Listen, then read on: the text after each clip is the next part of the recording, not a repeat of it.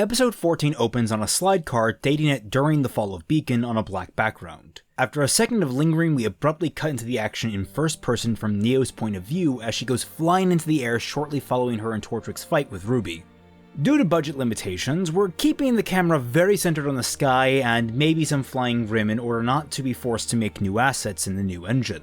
Neo scrambles at her umbrella as it eventually buckles under her weight and inverts itself, causing her to tumble to the earth. On the way down, a griffin flies directly into her at high speeds, knocked off course by something, probably a huntsman, which breaks Neo's aura almost instantly.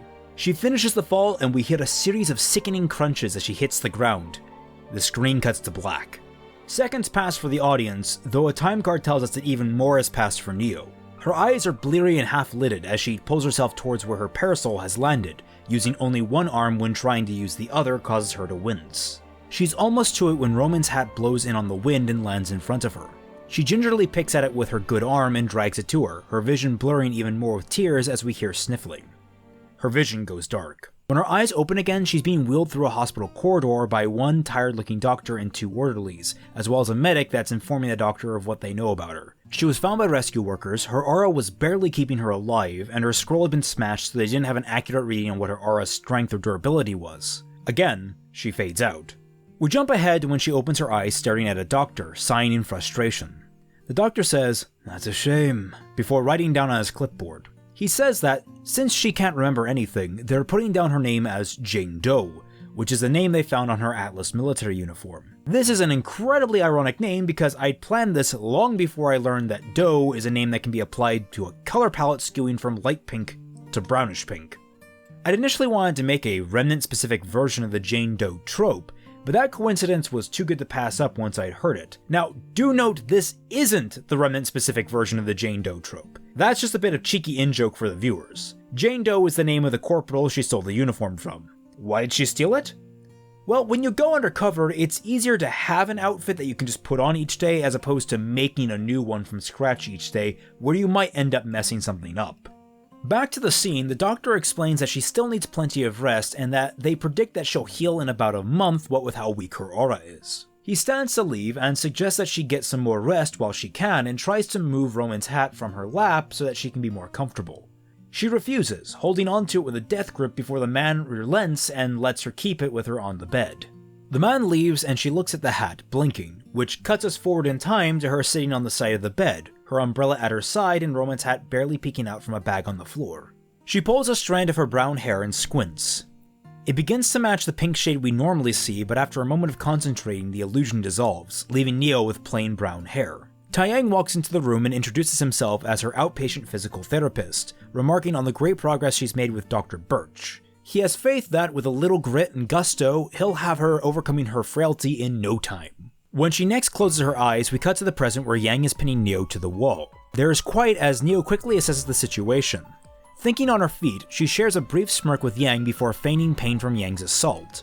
Neptune and Tai rush to pull the two apart, with Tai handling Yang and Neptune supporting Neo. Yang struggles against her dad's grip, asserting, in a voice that's not quite a yell, that girl is Neapolitan, Roman Tortrick's right-hand woman. Tai looks between the two curiously, frowning when he turns to Yang and tries to talk her down, insisting this girl is named Jane Doe, not Neo. He apologizes profusely to Neo, or Jane in this instance, which only serves to piss Yang off more. Yang stomps her foot and says that she knows what Neo looks like, and Tai just fires back that yes, Yang might know what the other girl looks like, but can she honestly say that she trusts what she sees, referencing back to how Yang's hallucinations are a known problem. He implores Yang to look again, and she does. We cut to Yang's perspective where she blinks her eyes, and we now see our traditional version of Neo disappear between blinks. Where the suit was is now a more casual shirt and sweatpants, where the hair had pink and white strands is now a lifeless brown, and her eyes maintain a normal mahogany shade instead of the presupposed heterochromia. Yang falters, her face falling. She begins to mutter to herself, apologies slipping out of her lips, though much of what she says is largely indiscernible. Breathing heavily, Yang grips her chest and slides to her knees, with Tai swooping in just in time to keep her from collapsing entirely. He asks Neptune to come help, which he does after setting Jingdo down on the bench. Tai asks if Neptune can take Yang home since Jane needs to start her therapy. Neptune agrees and gently pulls Yang out of the scene. Neo watches her leave, smiling, though hides it when Tai begins to fret over her. She very skillfully returns to the wounded puppy routine and in fact gives Yang the benefit of the doubt when Tai apologizes for her again, blowing off the apology as unnecessary, at least as best as she can convey through simple body language. We hear Adam's voice saying, "The gears are in motion," as we smoothly cut over to him back in the tavern, sitting down with the first appearance of Hazel. Hazel appears pleased by the news and asks if there's a timetable, and Adam says that he only needs another month for all the pieces to be in place. There are a few Sienna loyalists he needs to figure out what to do with. He doesn't want to kill good soldiers if he doesn't have to, and Hazel expresses approval of a bloodless coup, though Adam remains silent on that matter. Instead, he invites Hazel to attend the festivities when they take off. Hazel questions how strange it'll be for a human to walk among the White Fang, but Adam assures him that Hazel won't be bothered or harmed, even though that concern never really crossed Hazel's mind. He instead remarks that Adam has cut it close to the deadline, and Adam defends himself that pulling something like this off isn't exactly child's play. Hazel recognizes this, and as a token of faith in Adam's ability, he's gone ahead and fulfilled one of Adam's requests as a part of the deal. He passes a folder to Adam, who hesitates before opening it. We never see what's inside the folder, but Hazel starts to speak, giving us an idea as to what it contains. Their man from Atlas searched high and low for any police records or identification numbers. Not easy now that Atlas is going even deeper into high alert. There's even concerns about a full-on embargo on travel to and from the kingdom. We see a pained look on Adam's face as Hazel explains that she'd been dead for years, and that the only indication was an obituary buried in a Faunus newspaper. Their hacker pulled a few more strings and found out the police never investigated despite the plurality of evidence, probably because it was her debt-holding master that killed her. This remark has Adam clench his hands, shaking. Hazel apologizes for Adam's loss, only for Adam to cut him off saying, "Don't. She was weak." His voice is clipped, and not exactly strong. He thanks Hazel for the information, but Hazel halts him, saying, "Weak as she may have been, family is family. If I were you, I'd commit that man's name to memory." Adam grits his teeth and spits out, "I already know it by heart." He tells Hazel they'll meet again in a month, and this time he should dress to the nines. With that, he walks out into the night. We pull back from the night sky into Yang's window. She's sleeping soundly in her bed when the window is popped open by Neo's umbrella blade. Neo sneaks onto Yang's bed and positions herself to kill Yang, only for Yang to startle awake. She kicks Neo off her, sending her slamming to the floor not too far away, and causing Neo's wounds to flare up, making her flinch. Bleary-eyed, Yang scrambles for her mechanical arm on the bedside but begins to hyperventilate in panic. She drops the arm and slips out of the bed to the floor. By this time, Neo has recovered and has scrambled to straddle Yang with the blade, similar to how she lingered over Yang during her fight in Season 2. Yang tries reaching for her arm, not thinking clearly in the panic, before seemingly losing her will to fight. She looks up at Neo and stares right into her eye, Neo gloating with her facial expressions and Yang just defeated. Yang lets her head hit the baseboard as the screen cuts to black. Her words close the episode out. Just get it over with. The next episode opens with Roman, now a young adult, collecting money from a few nondescript thugs in Mistral's back alleys. One seems to not pay up as much as he was supposed to, and Roman glares the extra sum out of him. He continues his stroll, only to arrive upon an alley where he finds a trio of kids standing over a fourth, who they're currently kicking the snot out of. The girl, who we will learn shortly is Neo, curls in on herself and takes the blows, but does little to defend herself. Roman is about to brush it off and leave when he hears the whimpers of Aventine leak into his head. He pauses mid-step before turning around and telling the kids to scram. The bigger ringleader ignores him, only for Roman to bash him over the back of the head with his cane. The kids run off after that, and Roman leans down to Neo's side, remarking that the girl looks like a mess. The girl, struggling, manages to project half an illusion that makes her look cleaner in appearance. Roman smiles at this, even as it flickers and breaks into small shards of glass. He comments how unique her skills appear to be, and he promises to help her in return for her working for him.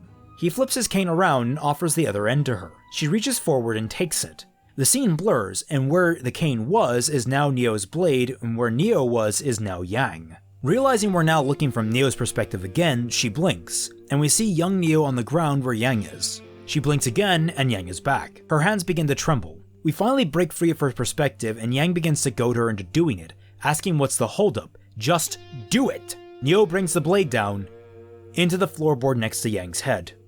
Yang just stares at her as she uses the cane's blade to stand, her hands trembling. She walks off Yang and goes to collect the other half of her parasol elsewhere in the room, limping from where Yang kicked her as she does. Yang lies there next to her bed and begins to laugh, slowly and bitterly. Through the laughs, she says, "God, this sucks. The one time I can die without feeling guilty about it, and somehow I even managed to screw that up." Neo looks at Yang and goes to stand over her, rolling her eyes noticeably. Yang tells her not to look at her like that. She's not just being dramatic. At the rate she is going, she's collecting problems like trading cards. Get the whole set and get crippling depression free! Mumbling as an afterthought, it doesn't even come with gum. That little line earns an amused huff from Neo. Footsteps are heard outside of the door, and Neo shares a look with Yang before vanishing behind an illusion, though it appears shaky considering how much of the air seems to wobble. Yang's door is opened by Tai, who had heard some of the noise and was concerned. Yang pauses for a minute, looks where Neo was, and apologizes to her dad for waking him, explaining she had a nightmare. He sighs in relief and rolls off the apology since he wasn't sleeping anyway. He was actually doing some early morning jogging. He was just coming in when he heard some strange noises. With her okay, he goes to leave, asking if she needs anything. She says no, but he lingers. He admits things have been weird between them, and he's sorry about that. The more he reflected on what she said at rehab, the more he decided to look into Jane's origins just in case. He tapped an old friend in the police force to look into her, but with the reclamation and reconstruction efforts still going on, he doesn't expect it to be a fast turnaround. Until he hears back, he'll keep the two at a distance just in case and keep his eyes open around her. Yang hesitates to respond, but ultimately thanks him and tells him that she loves him. He reciprocates and finally leaves. A few seconds later, Neo reappears, her illusion shattering quickly and her breath being ragged. Her eyes are wide and it's clear in her body language she's feeling exhausted from the illusion and awkward from the conversation. The two look at each other and Yang voices what's on both their minds. So, what now? We swap over to Menagerie where Blake is in the middle of a shift with another guardsman. He keeps stealing glances at her and she notices but brushes it off silently. When she and her partner find a crying child, she goes to comfort them and asks where his parents are. He cries about how he lost them, but his mother quickly appears, looking at first with relief at him, but then with concern when she sees who's standing next to him. She quickly moves in and pulls him away from Blake, never letting her eyes leave Blake. The two walk away without a single word, which leaves Blake confused. This confusion doesn't last long as Sun approaches, calling Blake's name, holding a copy of the Menagerie mirror and asking if she's read it this afternoon. She hadn't. She stayed up too late reading books with her father, so she had to rush out the door or otherwise be late to her shift. Sun holds up his copy and shows her an article that presents Gira Belladonna as either a hypocrite or as ineffective. Blake reads the important bits out loud, letting the audience get up to pace as quickly as she does. It lays out that Gira's position of a peaceful relationship with the humans has received mixed reactions, with some even questioning his rise to chieftain status as a result. New accusations of human sympathizing has arisen, while at the same time, his daughter, the Kuokuana famous Blake Belladonna, has returned from her time as a terrorist extremist in the White Fang. Blake quickly becomes enraged by the article's portrayal of her eyebrows shooting to her hairline. The people around them hear her exclamation, and she shares wary looks with all of them. She continues to read that sources inside the White Fang link her directly to the Veiled chapter responsible for the fall of Beacon, and confirm that her father was too limp-wristed to stop her from joining the organization he himself dubbed a terroristic threat. She looked stunned at Sun, emphatically stating that she left before it had become a terrorist organization. It was still violent, but neither her nor her father knew how things would escalate, and she got out when she saw what was coming. Sun goes like, "Why are you telling me? I know all that, but the people don't, and everyone I've run into have seen this thing. I think they printed extra copies because I've been seeing these things littering around the entire town." This is when they hear laughter. They turn their heads and find Ilya smirking at them, and Blake quickly puts together Ilya was behind the propaganda. She admits to it freely, though quietly, reining in the conversation to be between the three of them and not broadcast her machinations to the crowd that's slowly circling around them. She says that this is what Blake gets for abandoning her cause, abandoning the people she fought alongside, for abandoning her friends. This actually stings Blake because unintentionally that's exactly what she did with RWBY, and to a lesser extent with Ilya, leaving her speechless. Sun steps in and says Ilya is talking a load of crap, but Ilya is prepared to shoot at him that he should be prepared for when she abandons him. To everyone's surprise, he manages to fire back immediately. "She tried, and you know what I did? I chased her down and asked her what was wrong.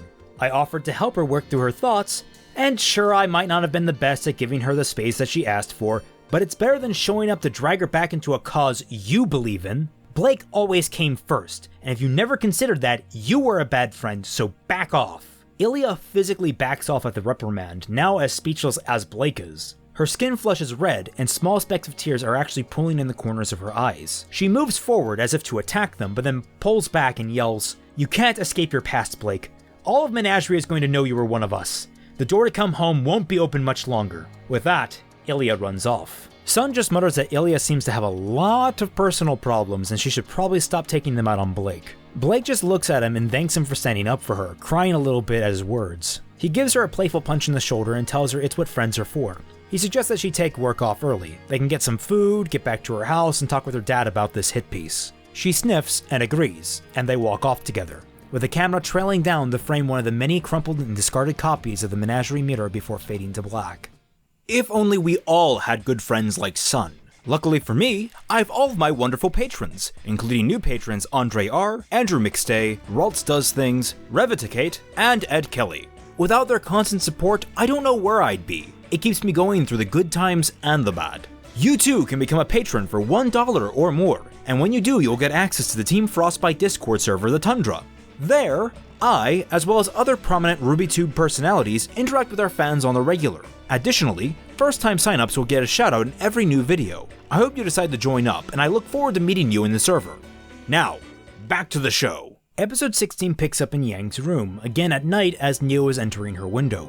This has some recurrent elements with the first time this happened, with similar intense camera angles and threatening tone. We see Neo's arm raise high and come down quickly like she's about to hit someone, only for the camera to pull back that she's slapping one of Yang's hands. They're sitting across from each other, Yang scrolling between them with a series of words projected onto it. Frequently, Neo points to the words and does a sign with her hands, and it's quickly conveyed that she's teaching Yang sign language, and she corrects Yang with a light slap of her hands. All in all, it's a learning process for Yang and her mechanical arm, which isn't used to doing fine motions quite as dexterously, and it's implied with how Yang speaks to Neo that they've been at this at least a couple of days. Eventually, Yang says that there's something that she's been practicing signing herself and she wants to see if Neo could understand it. Through subtitles, we see her sign out, "Why didn't you kill me?" which leaves Neo stumped for how to respond. She eventually thinks about it and does a few quick signs that don't get subtitled, so we're along with Yang for the ride, especially because she reads out the sign as, "We are bacon?" Neo shakes her head and remakes the last symbol, and Yang corrects herself, "Oh, we're the same." We're the same? What does this have to do with bacon? Neo picks up the scroll and begins to type. We can do some artsy stuff here, only having Yang's face illuminated by the moon in the screen. Neo says, through typing, "We are alone." Yang studies Neo before remarking, "Oh yeah, you lost Roman, didn't you? You two were close?" To this, Neo nods. "So he was your dad?" Neo thinks for a moment before giving a half-hearted shrug. "Was that a yes?" Yang asks. Neo shakes her head no. "Was that a no?" Neo shakes her head no. "Was he your boyfriend?" Again, Neo gives a confused shrug. Yang's eyes widen as she processes the answer, and saying, "Okay, look, there's a very clear line between those two. There should not be any ambiguity." Neo flounders, clearly unable to convey it. She stops Yang from talking and waits for a moment to think. She then goes about signing the word for love. "You loved each other." Neo nods, and then follows up by typing, "He took care of me. I took care of him. He's gone now." Yang nods at that. "I guess I can relate. Dad, Mom, Ruby, they all love me. I guess I know that much. John, Nora, Ren. It was hard enough losing Pyrrha. I couldn't imagine if it were Weiss or Blake." Yang lingers on the last name. Neo cocks her head to the side, peeked at the name. "You know, the one in black with the bow?" Neo nods. "She's just... Weiss was taken away, Ruby's out on some kind of mission, Blake... She just... left." Neo signs out, "Are you mad at her?" Yang is about to speak, but hesitates, then says, "No, I don't... I think I'm just disappointed. I know her, she gets scared, but I thought we worked through that. I guess I was wrong." Yang begins to slip again, but Neo slaps her shoulder, asking, "What is the sign for pickle?" Yang tries to brush her off, that she's done for the night, only for Neo to stop her, insisting, "What is the sign for pickle?" Yang tries to shove her off, but Neo avoids it and insists, with the word pickle taking up most of the screen. Yang, frustrated, signs the word, which is visibly complex for her fingers, and asks, "Happy?" Neo nods with a satisfied smile. This might seem like a bit of jarring comedy, but it's actually rather important for Neo to jolt Yang out of depression setting in, as well as serving as jarring comedy because, again, people seem to think this take on RWBY is super depressing and edgy, but that's just because the comedy is rarely plot relevant and isn't notable in summary format. How many times do I have to say that? I mean, seriously guys, I've been saying this since like volume 2. We transition out through Yang's window and in through a window in the rafters of the Belladonna residence. Below, in the center of the living room, Gira has just finished practicing a speech for what Sun says is the 100th time. An exaggeration, of course, but Sun recommends Gira give it a rest before he wears himself ragged. Memorizing things is all well and good, but burnout can kill. Mentioning one time at Beacon where Weiss stressed herself out so much over a test that for an entire week she tried to stab anyone that bothered her. Gira blinks, noting how unhealthy that child sounded, questioning if a Schnee should really bend under that much pressure. Blake enters the room and points out that Weiss was normally better at keeping her cool, but RWBY had actually gotten a better score on a test than her the prior week, and that fact was driving her mad with jealousy. They ironed out their issues in season 1, but that doesn't mean Weiss was perfect afterwards, she's still human. Blake asks how the preparations are going, and Gira actually compliments Sun on his ability to help. He might be a little less eloquent, but he has a good ear for making speeches sound more natural and less prepared. Sun basks in the praise, giving himself a pat on the back, though Gira is quick to tell him not to ruin the moment, and he quickly complies. Blake wonders out loud how it came to this, but Gira explains that this is part of being in politics. There's always an angle people are willing to take on you. Normally though, issues like this don't linger very long, which means that this is a more serious issue that actually warrants a statement. Compounding this, the head of the Democratic Council movement, a key political ally of Gira, accidentally fed into the rumors with innocuous comments that were taken out of context, creating a perceived rift between the two among the public even though they're on good terms. He's not happy that it's come to making a grand address, but he's at least happy to have Blake there at his side. He asks how her speech is coming, and Callie pops in with a tray of tea, saying that Blake still needs a little work. Blake elaborates that talking about how the White Fang became a terrorist organization isn't exactly easy to prep around. Talking about using Grimm as weapons and murdering civilians, including other Faunus, is a turnoff to most crowds. The screen shifts in color and it becomes framed like a video recording, revealing that what we've been watching has actually been on Ilya's scroll. She's in the Menagerie White Fang base, showing the footage to Fennec and Corsic, both of whom are pleased with the information but displeased with the results. They dismiss her and mull over what to do about the situation. Concerned with how charismatic Gira is and how firm Blake's refutation of the White Fang is, they decide to move up their timetable. They also discuss how Ilya is under orders from Adam to apprehend Blake, not kill her, so they have to modify their initial endeavor, committing the assassination themselves and framing Ilya through evidence as opposed to having her commit the hit and suffer the fallout immediately. Back with rehab, Yang is still doing warm-ups when Tai approaches, with Neo in tow. Neptune is also there, but this is his last day of rehab by all appearances, being able to fully walk again now. Side note, totally forgot to mention this earlier, but Neptune has a spinal implant as a part of that program Ironwood set up back in Yang's first episode. I intended to have it come up at some point during the dialogue, but I completely forgot to write it down in the summary, so I'm putting it here now. So, better late than never, right? Okay, back to the meat of things.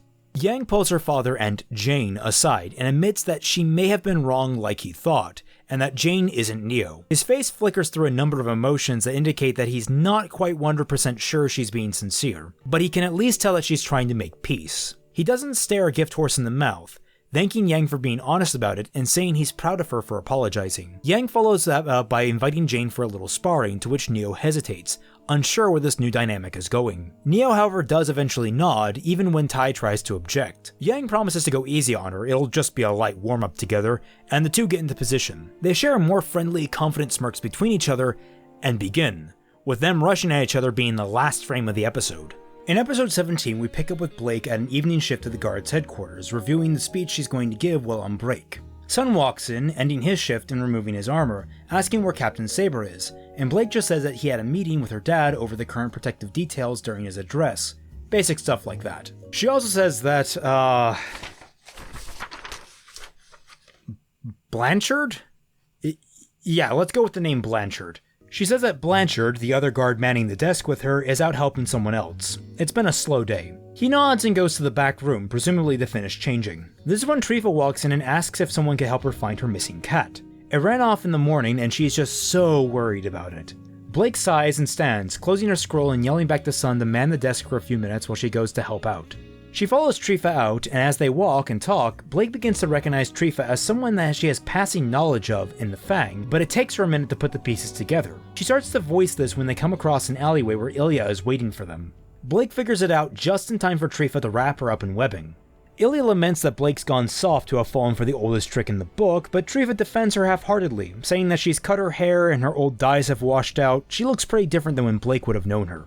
Another 3 White Fang members emerge around the alley surrounding Blake. Ilya apologizes for the sneak attack, but Blake has made it clear where she stands. She would have rather done this without using force, but the more she thought about what Blake said, about what the White Fang was planning, she knew all along that bringing her home was going to be a physical endeavor, not a diplomatic one. If she won't walk through the door that Ilya has opened, she'll be dragged through, kicking and screaming until she sees it's the right thing to do. Blake lashes back that it's not the right thing to do, asking Ilya to really look at herself, what she's doing. This is what the White Fang has become. This is why she left. No longer were people being given a choice to change, they were just scared into silence, and that only started to breed more contempt. Ilya snaps that they already have contempt for the Faunus, and Blake and her family are only holding the Faunus back from a real solution to protecting them from humans. Blake asks in what world is it okay to attack innocents, and Ilya turns around and declares there are no innocents, there's no right thing to do, just what's best for the Faunus. She hates hurting people, but fear has gotten them results, out of the people who hurt them and the ones who stand by and let it happen. She learned that years ago when she wanted her schoolmates, her friends, to just stop laughing. They did, after she beat them to a bloody pulp. The only recourse would have been expulsion and being sent home, both of which were going to happen anyway now that her parents weren't going to be sending any more money. She ran, she found the White Fang, found a home, found a purpose and a method, and now Blake would put her foster family on a trajectory that would destroy everything she's come to learn about the world. Blake shoots back how good that worldview has been for her now that she's in the business of threatening her friends. Ilya responds that she'd do anything for the greater good. Blake asks if Ilya thinks killing her will be for the greater good, and Ilya responds, no, but getting rid of your family is. Blake goes into shock and begins to resist her binds more than she already was, stating that she won't let Ilya hurt them. Ilya just coolly says that she knows Blake won't, and that's why she's being shuffled off to Adam and Mistral. And this is where we get Ilya's confession. When Blake pleads that this isn't Ilya, Ilya points out that Blake was so busy fawning over Adam that she never noticed Ilya. She confesses her jealousy and how no one can always get what they want. She motions to her cohorts, saying 2 are with her and the other 2 are to get Blake back to the ship. She gives Blake a watery, pained look before saying, "See you soon," and leaving. Blake squirms in place and we can see her trying to use resemblance to escape, only for the webbing to duplicate with her shadow. She screams after Ilya, and when Trifa and the other White Fang member go to lift her, she channels a bit of Yang by kicking the man and headbutting Trifa. Disoriented from the headbutt, both girls struggle for a second and the man rises to his feet, only to be knocked out by Sun. The man collapses and Sun reaches for Gamble's shroud on Blake's back. He pulls it free, cutting her binds in the process. Blake phases free completely, grabs Gamble's shroud, and knocks Trifa out. Sun turns to her, confused and worried, saying how he saw Ilya come from the direction Blake had gone with the woman. Blake brushes him off and quickly explains that the White Fang are after her father, and they need to go home now. They look down at the 2 unconscious White Fang members, look to each other, and we cut to just outside the guard's headquarters, where the 2 have been handcuffed to a pole, with Blake and Sun running off down the street in the distance. We cut over to Mistral, where we get Siena's death, almost completely untouched from Volume 5. I don't think there are many major concerns that need to be addressed. Maybe Hazel not being quite in on the plan, but that's why I had Adam stay quiet when Hazel suggested a bloodless coup. But yes, it goes off without a hitch, and Sienna is summarily dethroned via execution. So long, Sienna, I hope I did you more justice than the Volume 6 trailer did. As Sienna rolls to the ground, we get a spinning descent shot on her corpse, and transition to a similar shot over an unconscious Crow being carried on a stretcher. While we don't get the parallel line read of Blake and Ruby saying, "Just hold on," I feel the visual parallel of Sienna dying and Crow injured creates a stronger, more immediate concern for his life. Crow is hallucinating a discussion with Ty, and John points out that he's getting worse. Ruby asks her uncle just to hold on a little bit longer. Another day's walk and they'll be in Sakura-so, where the airship Lionheart called for will meet them with some doctors. Nora's a little salty over the fact that it was only after mentioning Crow that Lionheart was willing to pull the extra strings, especially because if he had pulled a few earlier, they wouldn't even be in the situation. But RWBY tells her what's done is done, complaining about it now won't do much.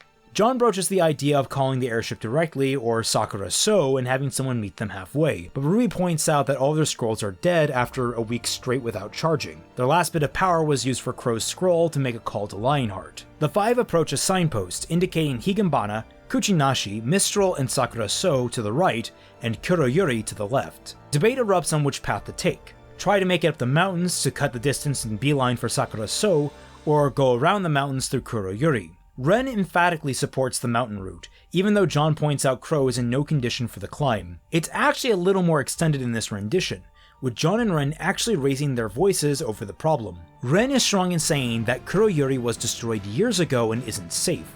It'd be wasting time they didn't have. John fires off that Crow's aura isn't recharging like it should, and one bad step could send him to his death, bringing any one of them with him.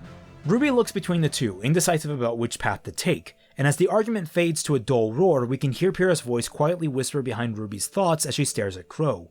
Nora finally bursts in, yelling that it's enough. They're getting nowhere by arguing. She instead insists they split up. Her and Ren can take the mountain path and meet the airship at Sakura So and lead the rescue crew right to RWBY, John, and Crow while they hunker down in Kuroyuri. They might even be able to scour for supplies while they're there. Ren clenches his teeth and growls that anything there would have rotted away years ago, but Nora rests a hand on his shoulder to quiet him. John goes to refuse, that he doesn't want anyone to split up.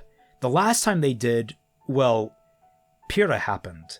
That sends the group into silence as they all contemplate over the decision. Nora again steps up and refuses what John's saying. They all know now that Pyrrha made a choice, and all the choices have consequences. She had to live with that, and so do they no matter what they do. After saying this, Nora actually casts her eyes off to the side, a small figment of shame to her features. RWBY moves forward and swallows. She says that Nora is right. They need to choose a plan and stick to it. She turns to John with an apologetic look and says that it's probably best if they do split up. Nora and Ren can move faster without them to get help. John asks why RWBY wouldn't rush ahead since she's the fastest of them, but she looks to Crow and says that if anything happened to her, there would be no one to help her. Ren and Nora are used to moving well together, and RWBY just can't leave her uncle behind.